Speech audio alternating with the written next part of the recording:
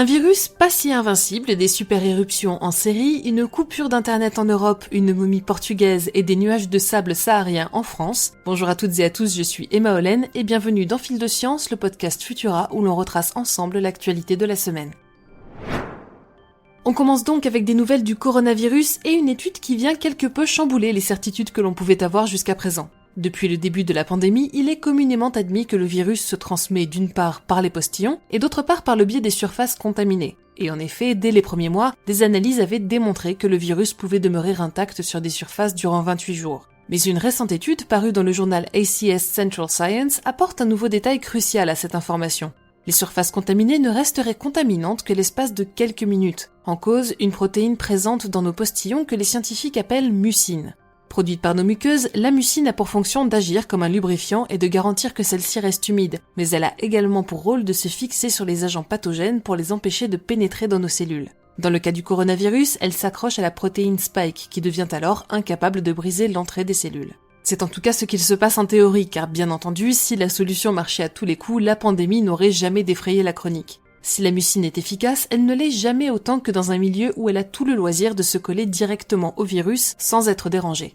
À l'intérieur de nos voies respiratoires, la petite protéine doit outrepasser l'humidité ambiante et les autres molécules sur son chemin. Mais placer une goutte de mucus chargée en mucine et en coronavirus sur une surface, laissez l'eau s'évaporer, et vous constaterez que ce petit chevalier en armure immobilise le virus comme pas deux. C'est exactement ce qu'il se passe lorsqu'un postillon se pose sur une barre de métro ou sur vos courses. En l'espace de quelques minutes, votre salive s'évapore, les particules du virus et les mucines se rapprochent, et leur liaison est encore plus forte. Il ne fait donc pas de doute que le masque reste un allié indispensable dans la lutte contre la pandémie, mais d'après la conclusion de certains, il ne sera peut-être bientôt plus nécessaire de désinfecter systématiquement les espaces publics ou même d'utiliser du gel hydroalcoolique pour limiter la contamination.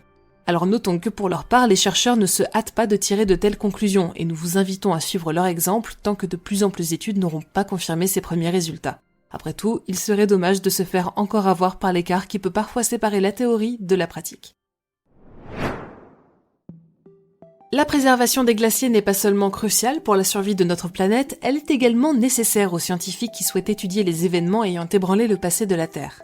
Ainsi, c'est en étudiant des carottes extraites de l'Antarctique et du Groenland que les climatologues ont pu remonter la piste d'une série de 85 éruptions survenues durant le dernier âge de glace. Située il y a 60 000 à 9 000 ans de ça, la période est marquée par une forte concentration en acide sulfurique qui s'est retrouvée piégée dans les glaces. Les chercheurs estiment que sur les 85 éruptions, 69 auraient correspondu à des super-éruptions d'une ampleur supérieure à l'explosion catastrophique du Tambora au début du 19e siècle. Au vu de la fréquence de ces événements dévastateurs, faut-il conclure que la prochaine catastrophe est imminente ? Probablement pas, rassure l'équipe. Ces éruptions restent somme toute rares, mais elles nous rappellent que le rapport de force entre la planète et les hommes n'a jamais été renversé en notre faveur.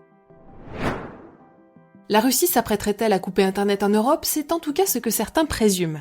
En août 2021, un navire océanographique russe avait déjà été repéré en train de suivre le tracé de plusieurs câbles sous-marins au large de l'Irlande, et voici plusieurs mois que les experts alertent quant à la fragilité et l'accessibilité de ces minces fils qui relient l'Europe aux États-Unis.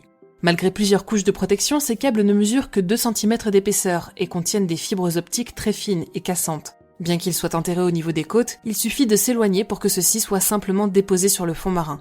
Alors bien entendu, le système dispose d'une certaine redondance et une rupture des liaisons entre les continents américains et européens n'entraînerait pas forcément une coupure immédiate d'Internet. Mais selon l'ampleur du sabotage, si celui-ci a lieu, les dégâts pourraient se situer entre coûteux et catastrophiques. Espérons donc qu'il ne s'agisse que d'une hypothèse.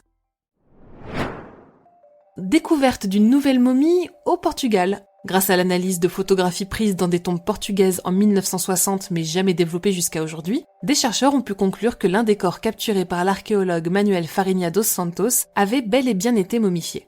La découverte est surprenante pour 2 raisons. Tout d'abord, la momie aurait 8000 ans, soit 3500 ans de plus que les plus anciennes momies égyptiennes jamais découvertes, et d'autre part, le climat tempéré et humide de l'Europe empêche habituellement la préservation de dépouilles comme celle-ci. Cette découverte rebat donc les cartes et introduit l'hypothèse que les momies auraient été plus fréquentes dans les contrées européennes que nous ne l'aurions précédemment imaginé. Vous l'avez probablement constaté cette semaine, dans de nombreux coins de la France, le ciel s'est teinté d'orange et les voitures ont été recouvertes d'une fine pellicule de poussière. Si le sirocco nous a amené de l'air chaud, il a également apporté avec lui de grandes quantités de sable du Sahara jusqu'en direction des îles britanniques et des Pays-Bas. Bien que ce type d'épisode se produise environ 3 fois par an, celui-ci est sans aucun doute l'un des plus forts survenus au cours des 10 dernières années. Dans les Pyrénées, la neige devenue beige orangé donnait l'impression aux skieurs de voyager sur le dos des dunes, mais le phénomène signifie aussi qu'elle fondra sûrement plus rapidement cette année. Les photographies surprenantes de la France surplombée de nuages de sable et nos autres actualités sont à découvrir sur Futura, bien entendu. Merci d'avoir suivi cet épisode de Fil de Science jusqu'au bout. Pour ne rien manquer de l'actualité scientifique et du reste de nos productions, je vous invite à nous retrouver sur les apodios grâce au lien en description et à vous abonner au podcast Futura. Si ce podcast vous plaît ou que vous avez des retours à partager, n'hésitez pas à nous laisser une note et un commentaire sur les plateformes qui le permettent. Ce week-end, je vous invite à découvrir notre dernier épisode de Covipod consacré au retour de l'épidémie du coronavirus porté par le sous-variant BA2. Pour le reste, on se retrouve dès lundi pour un nouvel épisode de TechPod et d'ici là, bon week-end à toutes et tous.